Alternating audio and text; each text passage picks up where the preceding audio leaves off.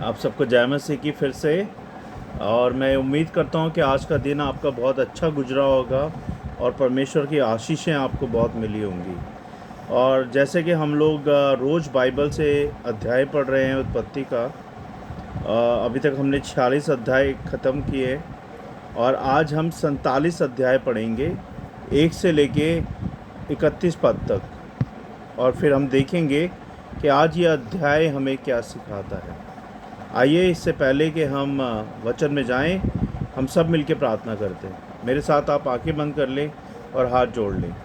सर्वशक्तिमान मेरे अनुग्रहकारी पिता, राजाओं के राजा, प्रभु परमेश्वर, पिता परमेश्वर, हम धन्यवाद देते हैं आज के समय के लिए कि आपने इस समय में हम सबको जिंदा सही सलामत रखा और ये शाम दिखाई, ये रात दिखाई, इसके लिए धन्यवाद प्रभु जी। हम धन्यवाद देते हैं प्रभु हर एक आशीष के लिए, हर एक बात के लिए, अभी तक हमें संभालने के लिए। और हम धन्यवाद देते हैं प्रभु कि हमारे परिवारों को हमें अभी तक जीवित रखा आपने, इसके लिए बहुत बहुत धन्यवाद परमेश्वर। हम विधि प्रार्थना करते हैं प्रभु जी इन वचनों के लिए। जब हम वचनों में जाते हैं, वचनों को पढ़ते हैं, सुनते हैं, सीखते हैं, तो हमारे मन को, हमारे ध्यान को, हमारे कानों को अपनी ओर लगाएं प्रभु जी, जिससे कि हम कुछ सीख पाएँ, आपके वचनों के भेदों को जान पाएँ, आपकी बातों को सुन पाएँ प्रभु जी। हमें ऐसी शक्ति दे, सामर्थ्य दे, बल दे प्रभु, बुद्धि समझ ज्ञान दे प्रभु, कि हम जो आप कहना चाहते हैं उनको हम सुन पाएँ प्रभु जी, उन बातों को हम सुन पाएँ और उन पे चल पाएँ और उनको लागू कर पाएँ अपने जीवन में परमेश्वर। हम सबको और इस वीडियो सभा को शैतान के हाथों से बचाएं और इन वचनों को शैतान से बचाएं प्रभु। और हम सब की सहायता करें कि हम आपके वचन को आज सीख पाएँ। हम सारी बातों को और मेरे मुंह के शब्द आपको ग्रहण योग्य हो, सारी बातों को आपके चरणों में रखते हैं, सुने ग्रहण करें प्रभु यीशु नासी के नाम से, आमीन। तो जय मसीह की आप सबको, प्रेज द लॉर्ड। मैं अमित चौहान, पास्टर अमित चौहान, और आज मैं आपके लिए लेके आया हूँ उत्पत्ति 47 अध्याय 1 से लेके 31 पद तक। आइए हम पढ़ते हैं। तब यूसुफ ने फ़िरौन के पास जाकर यह समाचार दिया कि मेरा पिता और मेरे भाई और उनकी भेड़ बकरियां, गाय बैल और जो कुछ उनका है सब कनान देश से आ गया है, और अभी तो वे गोशेन देश में हैं। फिर उसने अपने भाइयों में से 5 जन लेकर फ़िरौन के सामने खड़े कर दिए। फ़िरौन ने उसके भाइयों से पूछा, तुम्हारा उद्यम क्या है? उन्होंने फ़िरौन से कहा, तेरे 10 चरवाए हैं, तेरे दास चरवाए हैं, और हमारे पुरखा भी ऐसे ही रहे। फिर उन्होंने फ़िरौन से कहा, हम इस देश में परदेसी की भांति रहने के लिए आए हैं, क्योंकि कनान देश में भारी अकाल होने के कारण तेरे दासों को भेड़ बकरियों के लिए चारा ना रहा, सो अपने दासों को गोशेन देश में रहने की आज्ञा दे। तब फ़िरौन ने यूसुफ से कहा, तेरा पिता और तेरे भाई तेरे पास आ गए हैं, और मिस्र देश तेरे सामने पड़ा है। इस देश का जो सबसे अच्छा भाग हो उसमें अपने पिता और भाइयों को बसा दे, अर्थात वे गोशेन ही देश में रहे। और यदि तू जानता हो कि उनमें से परिश्रमी पुरुष है, तो उन्हें मेरे पशुओं का अधिकारी ठहरा दे। तब यूसुफ ने अपने पिता याकूब को ले आकर फ़िरौन के सम्मुख खड़ा किया, और याकूब ने फ़िरौन को आशीर्वाद दिया। तब फ़िरौन ने याकूब से पूछा, तेरी अवस्था कितने दिन की हुई है? याकूब ने फ़िरौन से कहा, मैं तो 130 वर्ष परदेसी होकर अपना जीवन बिता चुका हूँ। मेरे जीवन के दिन थोड़े और दुख से भरे हुए भी थे, और मेरे बाप दादे परदेसी होकर जितने दिन तक जीवित रहे उतने दिन का मैं अभी नहीं हुआ। और याकूब फ़िरौन को आशीर्वाद देकर उसके सम्मुख से चला गया। तब यूसुफ ने अपने पिता और भाइयों को बसा दिया, और फ़िरौन की आज्ञा के अनुसार मिस्र देश के अच्छे से अच्छे भाग में, अर्थात रामसेस नाम देश में भूमि देकर उनको सौंप दिया। और यूसुफ अपने पिता का और अपने भाइयों का और पिता के सारे घराने का, एक एक के बाल बच्चों के घराने की गिनती के अनुसार भोजन दिलाकर उनका पालन पोषण करने लगा। और उस सारे देश में खाने को कुछ ना रहा, क्योंकि अकाल बहुत भारी था, और अकाल के कारण मिस्र और कनान देश के नाश हो गए। और जितनी रुपया मिस्र और कनान देश में था, सब को यूसुफ ने उस अन्न की संति जो उनके निवासी मोल लेते थे, इकट्ठा करके फ़िरौन के भवन में पहुंचा दिया। जब मिस्र और कनान देश का रुपया चूक गया, तब सब मिस्री यूसुफ के पास आकर कहने लगे, हमको भोजन दे, क्या हम रुपये के ना रहने से तेरे रहते हुए मर जाएं? यूसुफ ने कहा, यदि रुपया ना हो तो अपने पशु दे दो, और मैं उनकी संति तुम्हें खाने दूंगा। यानी कि उनके बदले में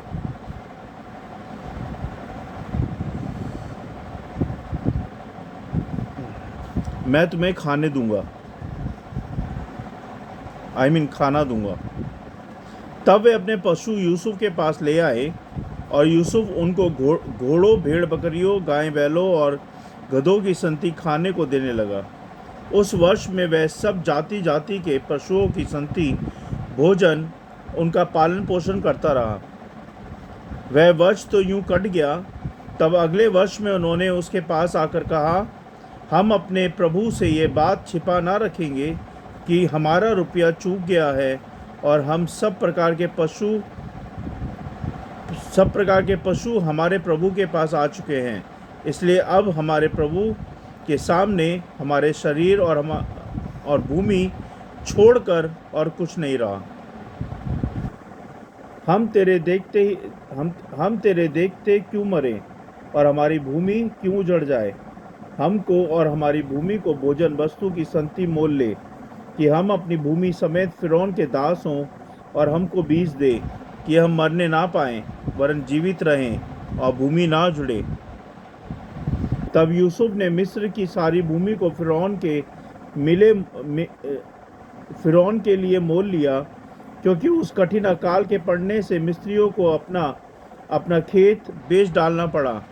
इस प्रकार सारी भूमि फ़िरौन की हो गई, और एक छोर से लेकर दूसरे छोर तक सारे मिस्र देश में जो प्रजा रहती थी, उनको उसने नगरों में लाकर बसा दिया। पर याजकों की भूमि तो उसने ना मोल ली, क्योंकि याजकों के लिए फ़िरौन की ओर से नित्य भोजन का बंदोबस्त था, और नित्य जो भोजन फ़िरौन उनको देता था वही वे खाते थे। इस कारण उनको अपनी भूमि बेचनी ना पड़ी। तब यूसुफ ने प्रजा के लोगों से कहा, सुनो, मैंने आज के दिन तुमको और तुम्हारी भूमि को भी फ़िरौन के लिए मोल लिया है। देखो, तुम्हारे लिए यहाँ बीज है, इस भूमि में बो, और जो कुछ उपजे उसका पंचमांश फ़िरौन को देना, बाकी 4 अंश तुम्हारे रहेंगे, कि तुम उसे अपने खेत में बो और अपने अपने बाल बच्चों और घर के और लोगों समेत खाया करो। उन्होंने कहा, तूने हमको बचा लिया है, हमारे प्रभु के अनुग्रह की दृष्टि हम पर बनी रहे, और हम फ़िरौन के दास होकर रहेंगे। यूसुफ ने मिस्र की भूमि के विषय में ऐसा नियम ठहराया जो आज के दिन तक चला आता है, कि पंचमांश फ़िरौन को मिला करे। केवल याजकों ही की भूमि फ़िरौन की नहीं हुई। और इज़राइली मिस्र के गोशेन देश में रहने लगे, और वहाँ की भूमि को अपने वंश में कर लिया, और फले फूले और अत्यंत बढ़ गए। मिस्र देश में याकूब 17 वर्ष जीवित रहा।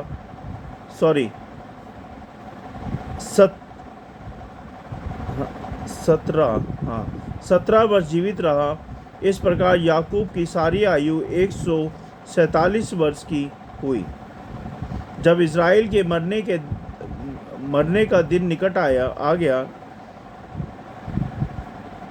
तब उसने अपने पुत्र यूसुफ को बुलवा कर कहा, यदि तेरा अनुग्रह मुझ पर हो तो अपना हाथ मेरी जांघ के तले रख कर शपथ खा कि मैं तेरे साथ कृपा और सच्चाई का यह काम करूँगा कि तुझे मिस्र में मिट्टी ना दूंगा।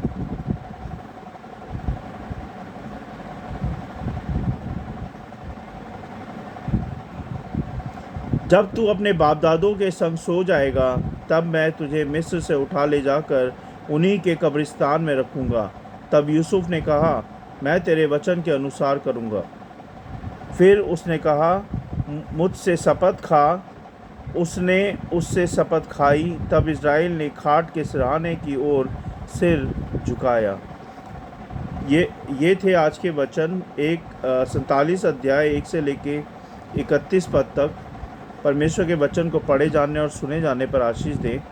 आज हम देखेंगे कि यह अध्याय हमें किन बातों के बारे में बताता है और सिखाता है।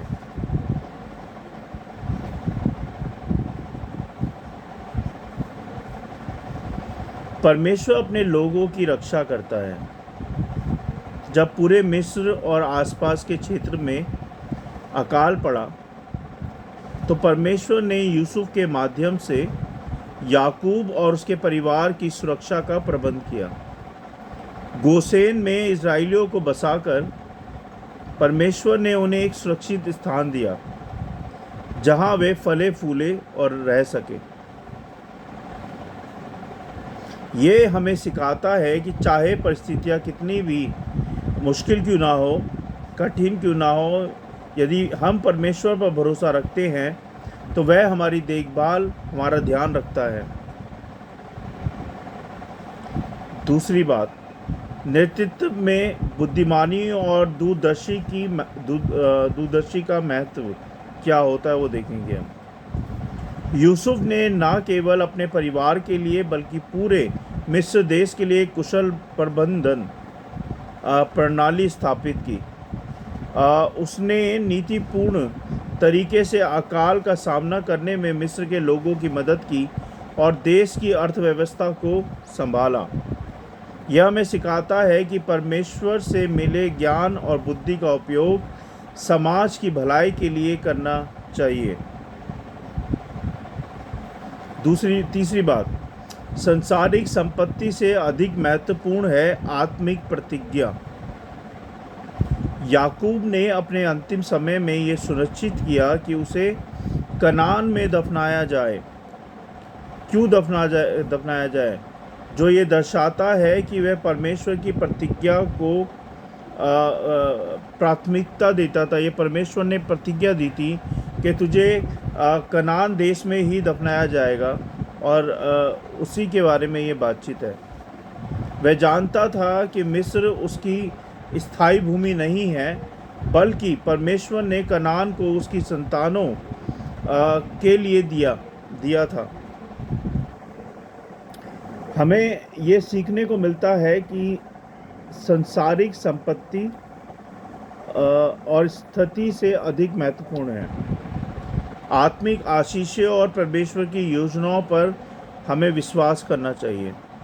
चौथी बात, संकट प्रबंध और दानशीलता का संतुलन, ये हमें सिखाती है। चौथी बात, यूसुफ ने एक आर्थिक व्यवस्था बनाई जिससे कि लोगों को भोजन मिला, लेकिन उन्होंने ये भी सुनिश्चित किया कि देश की व्यवस्था बनी रहे।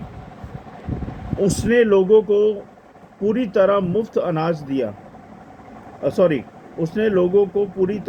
अनाज नहीं दिया, बल्कि उन्हें श्रम और व्यवस्था के माध्यम से योगदान करने का अवसर दिया। और हमें ये सिखाता है कि संकट के समय दानशीलता और व्यवहारिकता के बीच संतुलन बनाए रखना बहुत ज़रूरी है। आज की अंतिम शिक्षा पे हम ध्यान देंगे। परमेश्वर अपने चुने हुए लोगों की हमेशा रक्षा करता है, चाहे परिस्थितियां कितनी भी विकट और मुश्किल क्यों ना हो। बुद्धिमान नेतृत्व संकट के समय में लोगों का मार्गदर्शन कर सकता है और उन्हें सुरक्षित रख सकता है। हमें सांसारिक चीज़ों की बजाय आत्मिक आशीषों को प्राथमिकता देनी चाहिए। संकट के समय में प्रबंधन और दानशीलता का संतुलन बनाए रखना बहुत ज़रूरी है। तो आज हमने ये 4-5 बातें सीखी भाइयों और बहनों। पहली बात, परमेश्वर अपने लोगों की रक्षा करता है। दूसरी बात, नेतृत्व में बुद्धिमानी से काम करना चाहिए। सांसारिक संपत्ति से अधिक महत्वपूर्ण है आत्मिक प्रतिज्ञा, है ना। चौथी बात, संकट प्रबंधन और दानशीलता का संतुलन होना ज़रूरी है। तो आज हमने ये बातें सीखी। उम्मीद करता हूँ कि आपने सुना होगा, ध्यान से सीखा होगा और आगे उसको दूसरों के साथ भी शेयर करेंगे, उनको सिखाएंगे भी। आइए, इससे पहले कि हम इसका एंड करें वीडियो का, प्रार्थना करते हैं। सर्वशक्तिमान हमारे अनुग्रहकारी पिता, राजाओं के राजा, प्रभु परमेश्वर, हम धन्यवाद देते हैं इस समय के लिए और धन्यवाद देते हैं प्रभु आपके वचन के लिए, जो हमें सिखाता है प्रभु कि हमें कैसे सहनशीलता रखनी चाहिए, कैसे अपने व्यवहार को रखना चाहिए और कैसे हमें सही समय में बुद्धिमानी से, चाहे कितनी भी कठिनाइयाँ हो, मुसीबत हो, परेशानियाँ हो, हमें उस समय में कैसे बुद्धिमानी से डिसीज़न लेने, जिससे कि हम लोगों की सहायता कर पाए। प्रभु जी, हम सबको भी प्रभु ऐसे ही बुद्धि दे, शक्ति दे, सामर्थ्य दे, बल दे प्रभु, कि हम दूसरों की सहायता कर पाए बुद्धिमानी के साथ, जब वो संकट के समय में हो या मुसीबत के समय में हो या परेशानी के समय में हो। हम सबको बुद्धि समझ ज्ञान दे प्रभु, कि हम उस बुद्धि का इस्तेमाल सही समय पे सही तरीके से सबके लिए कर पाए। प्रभु जी, बहुत बहुत धन्यवाद प्रभु आज के वचनों के लिए, सारी बातों के लिए, सारी आशीषों के लिए। जो लोग मुझे देख रहे, सुन रहे हैं, उन सबको ब्लेस करे प्रभु, उन सब की मनोकामनाओं को पूरा करे प्रभु और सबकी सहायता करे प्रभु, इन वचनों को सीखने में, उन पे चलने में, उनको शेयर करने में। प्रभु जी, हम सब की सहायता करें, इस वचन की रखवाली करें प्रभु जी। ये वचन लाखों गुना नहीं, करोड़ों गुना फैले प्रभु, और इस वचन के द्वारा जिन लोगों को आपने चुना है प्रभु, वो आप तक पहुंच पाए। परमेश्वर, हम सब की सहायता करें प्रभु, कि आपके वचन को हम ज़्यादा से ज़्यादा लोगों तक शेयर कर पाए। इस वीडियो को भी प्रभु ब्लेसिंग्स दीजिएगा, इस वीडियो को भी फैलाने में इन वचनों के द्वारा सहायता करें प्रभु जी। बहुत बहुत धन्यवाद हम सब के लिए प्रभु, इस वीडियो के लिए, आपके वचनों के लिए और सारी आशीषों के लिए। हम सारी बातों को, हम सब को, इन वचनों को आपके चरणों में रखते हैं। सुने ग्रहण करें प्रभु यीशु नासी के नाम से, आमीन। आप सबको जय मसीह की, गॉड ब्लेस यू ऑल। और जैसे कि मैं कहता हूँ कि वीडियो को पूरा देखें, और जब आप पूरा देखेंगे तभी आप समझ पाएंगे कि वीडियो का महत्व क्या है और क्या सीखा है आपने आज। और अगर आपकी कोई प्रार्थना है, कोई परेशानी है, दुख है, तो आप मुझसे शेयर कर सकते हैं, मैं आपके लिए प्रार्थना करूँगा ज़रूर। बहुत बहुत धन्यवाद आप लोगों के सपोर्ट के लिए, प्यार के लिए। ऐसे ही इस वीडियो को खूब ज़्यादा से ज़्यादा लोगों तक शेयर करें, लाइक करें, फॉलो करें, जिससे कि हम बहुत लोगों तक वचन के द्वारा पहुंच पाएँ। जय मसीह की, good night, God bless you all. कल हम फिर मिलते हैं 48 अध्याय में उत्पत्ति के, और उससे हम देखेंगे हम क्या सीख सकते हैं। धन्यवाद, thank you, God bless you all. जय मसीह की, गुड नाइट।